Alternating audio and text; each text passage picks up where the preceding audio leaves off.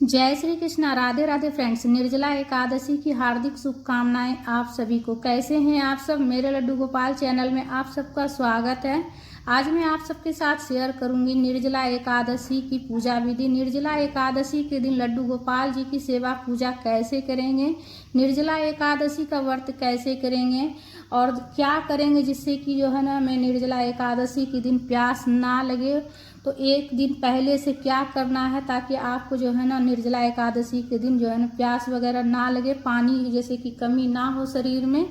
और पारण का शुभ मुहूर्त क्या है मैं आप सबके साथ शेयर करने वाली हूँ। व्रत किस दिन रखना है, कितने तारीख को व्रत रखा जाएगा।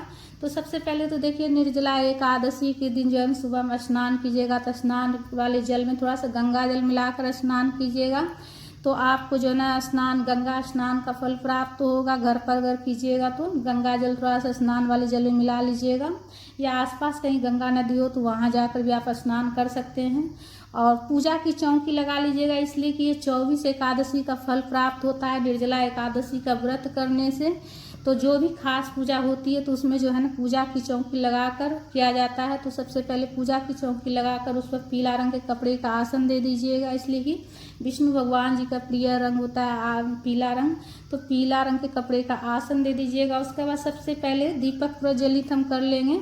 लड्डू गोपाल जी की सेवा पूजा कर रहे हैं तो सबसे पहले हम दीपक प्रज्वलित कर लेंगे। दीपक आप देखिए बड़ा सा दीपक प्रज्वलित हो सके तो कर लीजिएगा, अखंड ज्योत। इसलिए कि निर्जला एकादशी पर जागरण का बहुत ज़्यादा महत्व होता है। तो अखंड ज्योत अगर आप प्रज्वलित कीजिएगा और पूरी रात जागरण कीजिएगा तो आपको एकादशी का पूरा फल प्राप्त होगा। तो धूप दीप प्रज्वलित कर लिए हमने, घी हो तो घी से कर लीजिएगा दीपक प्रज्वलित, या फिर तिल के तेल से भी कर सकते हैं। उसके बाद हम लड्डू गोपाल जी को स्नान करा रहे हैं, तुलसी पत्ता का आसन दिए हैं। और उसके बाद सबसे पहले हम जल से स्नान करा रहे हैं। उसके बाद गाय के कच्चा दूध से स्नान करा सकते हैं, पंचामृत स्नान करा सकते हैं। अगर शंख हो तो शंख में जल भर कर पंचामृत स्नान करा सकते हैं, जल से स्नान करा सकते हैं, दूध से स्नान करा सकते हैं, इस प्रकार से। और शंख नहीं हो तो भी आप जैसे किसी बर्तन में करके पंचामृत दूध दही से आप स्नान करा लीजिएगा। लड्डू गोपाल जी का अच्छे से दूध को साफ करते हुए, बदन में दूध लगा हुआ नहीं रहना चाहिए, दूध दही अच्छे से हम लड्डू गोपाल जी को स्नान करा लेंगे। तो इस दिन जो है ना लड्डू गोपाल जी को विशेष सेवा की जाती है फ्रेंड्स। और लड्डू गोपाल जी विष्णु भगवान जी के बाल स्वरूप है। विष्णु भगवान जी के किसी भी रूप का आप जो है सेवा पूजा कर सकते हैं निर्जला एकादशी के दिन।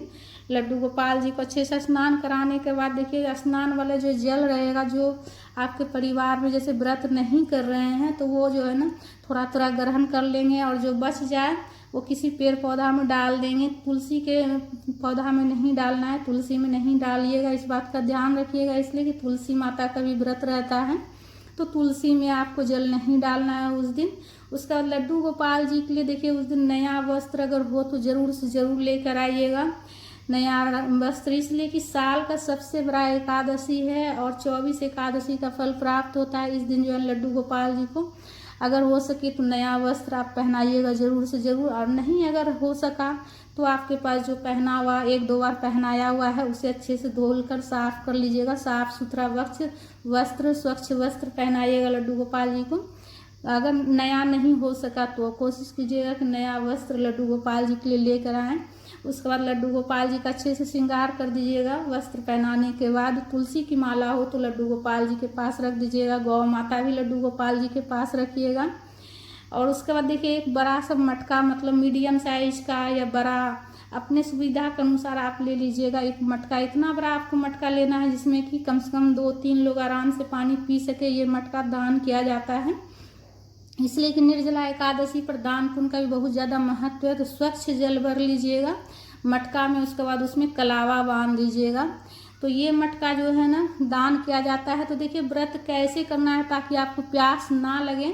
तो देखिए एक दिन पहले से ही जो है ना आप व्रत का तो नियम एक दिन पहले ही शुरू हो जाता है, लहसुन प्याज वगैरह एक दिन पहले ही छोड़ दीजिएगा। लेकिन एक दिन पहले से ही आप जैसे ग्लूकोज पानी वगैरह आप पीना शुरू कर दीजिएगा। एक दिन पहले से ही ग्लूकोज पानी, इलेक्ट्रो पाउडर जो होता है वो पी लीजिएगा। और जैसे कि आप जो है ना खरबूजा हो गया, तारबूज हो गया, जिससे कि पानी की कमी आपके शरीर में ना हो, ऐसा फल आप जो है ना एक दिन पहले से ही खाना शुरू कर दीजिएगा। ठीक है, तो आपके शरीर में पानी की कमी नहीं रहेगी। इसलिए कि इस मौसम में जो है ना गर्मी बहुत ज़्यादा रहती है और शरीर में जो है ना मतलब सबसे ज़्यादा ज़रूरत होती है किस चीज़ को, तो पानी की ज़रूरत होती है। और इस व्रत में हमें पानी ही छोड़ना है। तो इसीलिए से पानी आप ऐसा मतलब कि एक दिन पहले से ही खान पान में ऐसा चेंज लाइएगा कि जिससे कि दूसरे दिन आपको निर्जल रहने पर भी पानी की कमी महसूस ना हो शरीर में।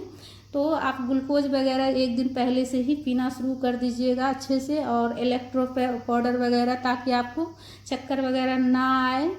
और देखिए मटका में हमने कलावा बांध दिए हैं और स्वास्तिक बना दिए हैं और थोड़ा सा चीनी भी डाल दिए हैं 1 चुटकी, इसलिए कि फीका जल दान नहीं किया जाता है। बाकी हम कटोरी में करके अलग से वैसे पूजा में रख देंगे। जब दान करेंगे तो किसी पन्नी में करके हम दान कर देंगे।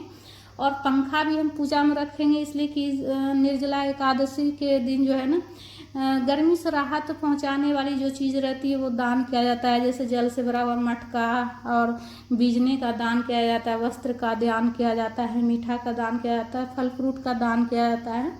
तो देखिए सबसे पहले जल के छींटे देकर हम गौ माता को भी भाव स्नान करा लेंगे। वस्त्र के स्वरूप में कलावा समर्पित कर लेंगे, रोली चंदन से तिलक कर लेंगे, पीला वाला चंदन से लड्डू गोपाल जी को हम तिलक कर लेंगे। तो देखिए व्रत में आपको 1 बूंद पानी भी नहीं पीना है, इस बात का ध्यान रखिएगा।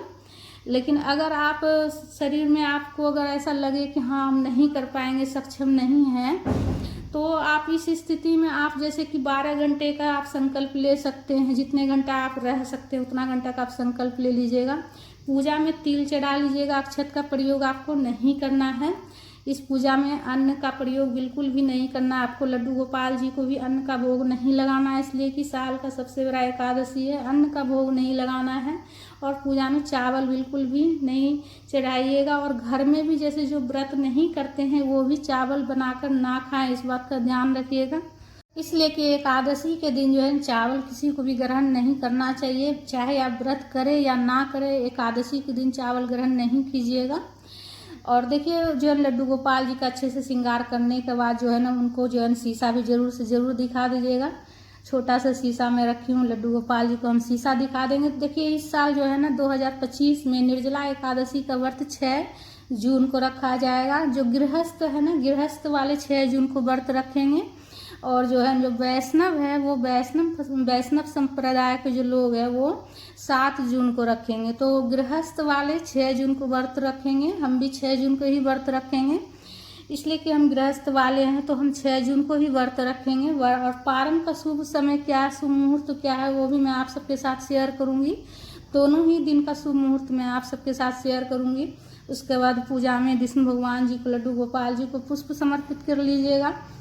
उसके बाद देखिए जो हमने घड़ा रखे हैं, जल से भर कर मटका रखे हैं, उसके ऊपर देखिए आप कोई भी सीजन का नया फल आप रखकर दान कर सकते हैं। आम, खरबूजा, सीजन का जो भी नया फल है आप रखकर दान कर सकते हैं फ्रेंड्स। उसके बाद लड्डू गोपाल जी को हम जल का भोग लगाएंगे। उसके बाद फल का भोग लगाएंगे। फल में मैं लीची का भोग लगा रही हूँ। कोई भी फल का आप भोग लगा सकते हैं, लेकिन अन्न का भोग नहीं लगाइएगा, इस बात का ध्यान रखिएगा। लड्डू गोपाल जी को अन्न का भोग आप उस दिन नहीं लगाइएगा, एकादशी के दिन। और पूजा में कैरी चढ़ाया जाता है। इस पूजा में निर्जला एकादशी की पूजा में कच्ची कैरी, आम, कच्चा आम चढ़ाया जाता है, जो कि मतलब कि मुंह में रख कर जो है ना, जैसे कि मुंह जीभ के नीचे रखा जाता है ताकि प्यास ना लगे, लेकिन इसका स्वाद लेना नहीं होता है।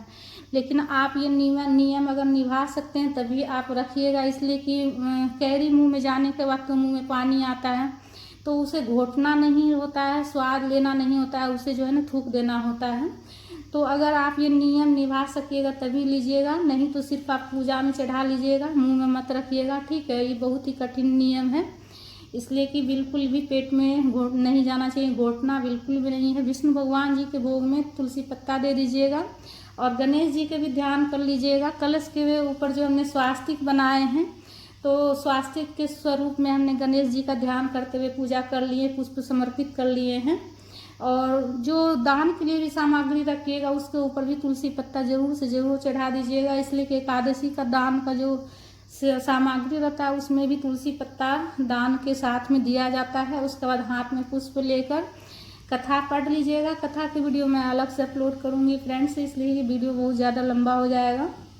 उसके बाद कथा पढ़ लीजिएगा, और नहीं तो आप सुन लीजिएगा। बांसुरी भी लड्डू गोपाल जी के पास में रख दीजिएगा, बांसुरी में रखने के लिए भूल गई थी उस टाइम पर, अब मैं रखी हूँ। उसके बाद देखिए आरती कर लीजिएगा। आरती आप दीपक प्रज्वलित करके भी कर सकते हैं या फिर कपूर से भी कर सकते हैं। और अखंड ज्योत प्रज्वलित कीजिएगा तो उसके साथ में आप छोटा सा चिमटी भी रख लीजिएगा अखंड ज्योत को संभालने के लिए। उसके बाद प्रेम पूर्वक लड्डू गोपाल जी की आरती गाते हुए आरती कर लीजिएगा प्रेम पूर्वक। आरती करने के बाद सीधे हाथ में जल लेकर आचमनी कर लीजिएगा, ठीक है। आचमनी करने के बाद ही पूजा पूर्ण होती है। तो व्रत में आपको एक बूंद पानी भी नहीं पीना है। अगर आप नहीं रह सकते हैं तो इस स्थिति में आप 12 घंटे का संकल्प ले सकते हैं। जितने घंटे का आप मतलब रह सकते हैं उस हिसाब से आप संकल्प ले लीजिएगा, ठीक है। प्रभु के सामने हाथ जोड़कर संकल्प ले लीजिएगा। पूजा करते समय ही आपको संकल्प लेना है। ऐसे तो ये देखिए पूरे 24 एकादशी का व्रत का फल आपको प्राप्त होगा, तो इसमें तो थोड़ा सा कठिन तो होगा ही। एक निर्जला एकादशी का जो व्रत है एक तपस्या से कम नहीं है, ये तपस्या ही है, जिसे कि अगर आप पूर्ण कर लेते हैं तो आपको 24 एकादशी का फल प्राप्त होगा। अगर ये तपस्या आप पूरी तरह से निभा लीजिएगा, कर लीजिएगा तो 24 एकादशी को गृहस्थ वाले व्रत करेंगे। और इसका पारण 7 जून को किया जाएगा। 7 जून को इसका बहुत ही मतलब शुभ मुहूर्त जो है इस बार जो है ना बहुत ही कठिन है, बहुत ही कठिन व्रत होने वाला है इस बार। 7 जून को 1:44 से लेकर 4:31 तक शुभ समय रहेगा।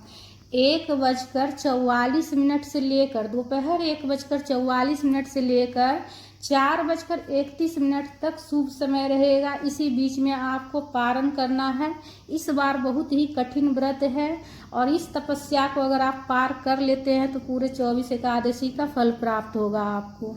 7 जून को व्रत करेंगे वैष्णव संप्रदाय के लोग, वो 8 जून को जो है ना इसका पारण करेंगे। तो सुबह में पारण का शुभ मुहूर्त है 5:23 से लेकर 7:17 तक है 8 जून को। दोनों ही मुहूर्त हमने आप सबके साथ शेयर किए फ्रेंड्स। तो अगर आप 6 को करते हैं तो 7 तारीख को पारण कर लीजिएगा, जिसका कि शुभ मुहूर्त मैं बता दी हूँ। अगर 7 को करते हैं तो आप 8 तारीख को पारण कीजिएगा, जिसका कि शुभ मुहूर्त मैं बता दी हूँ फ्रेंड्स। तो फ्रेंड्स हमारी ये वीडियो आप सबको ज्ञानवर्धक लगा है तो वीडियो को ज़्यादा से ज़्यादा शेयर कीजिएगा, लाइक कीजिएगा, कमेंट कीजिएगा और चैनल को सब्सक्राइब कर लीजिएगा। राधे राधे।